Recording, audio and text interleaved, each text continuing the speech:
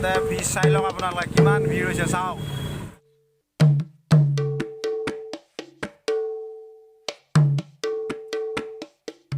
নমস্কাৰ, স্বাগতম জনাইছোঁ সকলোকে মোৰ চেনেলটোলৈ।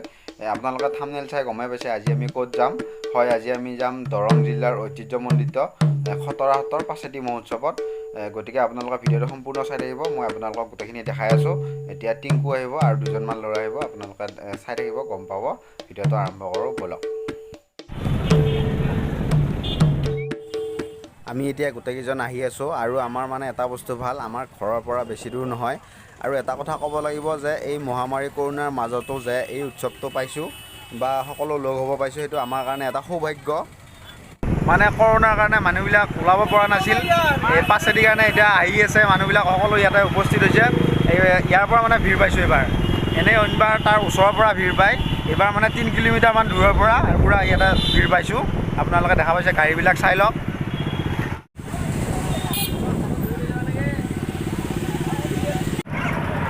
এয়া আমি পাইছোঁ দীপিলা, মানে পাইছোঁৱে।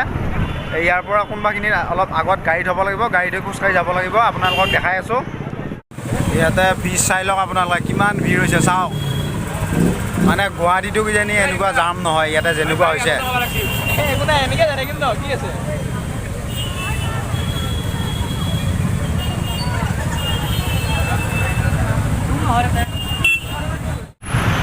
ইয়াতে গাড়ী ষ্টাৰ্ট অফ কৰি আমি আধা ঘণ্টামান ৰ'লোঁ। ৰোৱাৰ পাছত মানে এতিয়া আকৌ আহিব পাইছোঁ। চাই লওক আপোনালোকে, কোনোবা মন্দিৰ আহিও ফাঁচি গৈছে ইয়াতে। উপায় নাপায় মানে আমি গাড়ীকেইখন থৈ দিলোঁ, থৈ দি এতিয়া খোজকাঢ়ি আহি আছোঁ। মানে ইয়াতে গাড়ী অনাটো দূৰৰে কথা, খোজকাঢ়ি অহা মানে টান হৈছে, আপোনালোকে দেখাই পাইছে। আৰু গাড়ী আনিলে মানে প্ৰায় 1.5 ঘণ্টামান লাগিল হয়। গতিকে আমি সেইকাৰণে খোজকাঢ়ি আহি আছোঁ। খোজকাঢ়ি আহিলেও মানে আমি গাড়ী দূৰত থ'ব লগা হৈছে, আমি অলপ বেছি খোজকাঢ়িব লাগিব এতিয়া। হ'লেও বাৰু যাই আছোঁ লাহে লাহে, গাড়ী আনিলে কোনো চান্স নাছিল যোৱাৰ।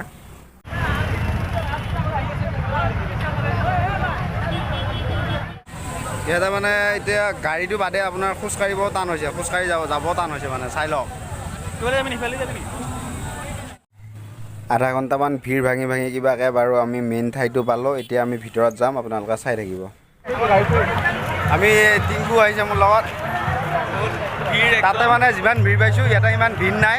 মানে তাতে গাড়ীৰ কাৰণে ভিৰ হৈছিল, এতিয়া বুজি পালোঁ কথাটো আমি, ইয়াতে ইমান নাই। এইটো হ'ল খতৰা সত্ৰৰ মেইন গেট আৰু ইয়াতে মানে দিনতো পূজা হয়, ৰাতিও হয়। দিনত মানে বিভিন্ন ঠাইৰ মানুহবিলাক আহে ইয়াতে তেওঁলোকৰ যান বাহনবিলাক পূজা কৰিব বা শান্তি কৰিব। আৰু এইবাৰ কৰোণাৰ কাৰণে অনুষ্ঠান প্ৰতিষ্ঠানবিলাক হোৱা নাই যদিও এই বিশ্বকৰ্মা পূজা উপলক্ষে ইয়াতে পাছেতি হৈছে, সেইকাৰণে বিভিন্ন ঠাইৰ পৰা মানুহবিলাক আহিছে বা মানুহ কম হোৱা নাই, সেইকাৰণে ভাল লাগিছে মানে।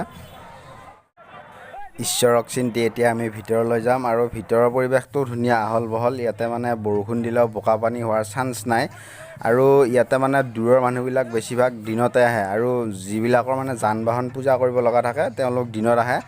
আৰু এতিয়া আমি মানে আহিলে ৰাতি আহোঁ, কাৰণ ৰাতি ৰ'দ নাথাকে বা গৰমটো অলপ কম হয়, আৰু আমি সকলো ল'ৰাবিলাক ফ্ৰী হৈ যাওঁ, সেইকাৰণে একেলগ হৈ ৰাতি আহোঁ। এয়া হ'ল মন্দিৰৰ ভিতৰ ভাগ, চাওক কিমান ধুনীয়াকৈ বনাইছে। আৰু ইয়াতে মানে সকলোৱে সেৱা এভাগ ল'বৰ কাৰণে আহিছে। আৰু সেইটো চাইডে মানে আছে পুখুৰী এটা আছে, তাতে মাছ কাছবিলাক আছে।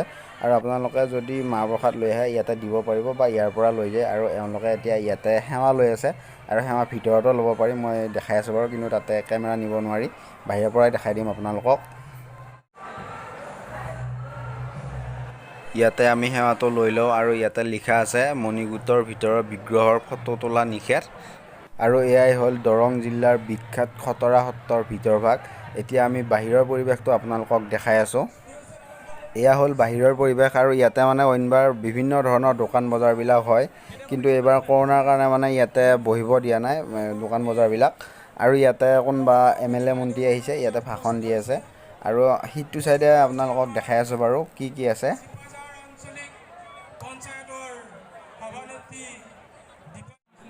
ইয়াতে দিলীপ শইকীয়া ডাঙৰীয়া আহিছে, আৰু মোৰ লগত যিকেইজন ভাইটি আহিছে আপোনালোকক দেখাই দি আছোঁ বাৰু এতিয়া। এইজন এজন আৰু এইজন এজন, আমাতকৈ সৰু হ'লেও মানে আমাৰ লগত আহিছে, আমাৰে লগ হৈ আছে। এতিয়া আমি ইয়াতে ঘূৰি আছোঁ, ইহঁতো ঘূৰি আছে, ইয়াতে লগ হৈছোঁ এতিয়া, আৰু অলপ ঘূৰি লওঁ তাৰপিছত ঘৰত যাম।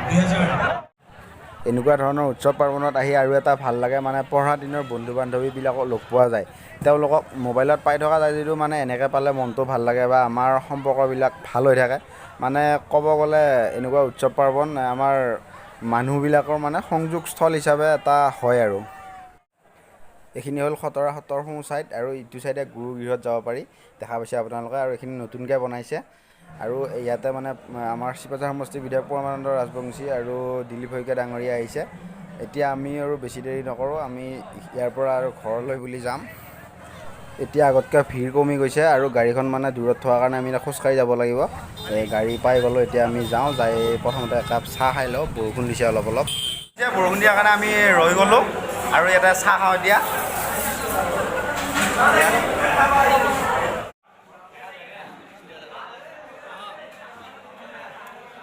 তাতে মানে ঘূৰি ফুৰাৰ কাৰণে আমাৰ ভোক লাগিছিলে, সেইকাৰণে বন মিঠাই খাই দিলোঁ। আৰু এতিয়া আমি ঘৰলৈ যাওঁ। যদি ভিডিঅ'টো ভাল পালে তেতিয়াহ'লে লাইক কৰিব, শ্বেয়াৰ কৰিব আৰু চেনেলটো ছাবস্ক্ৰাইব কৰিব।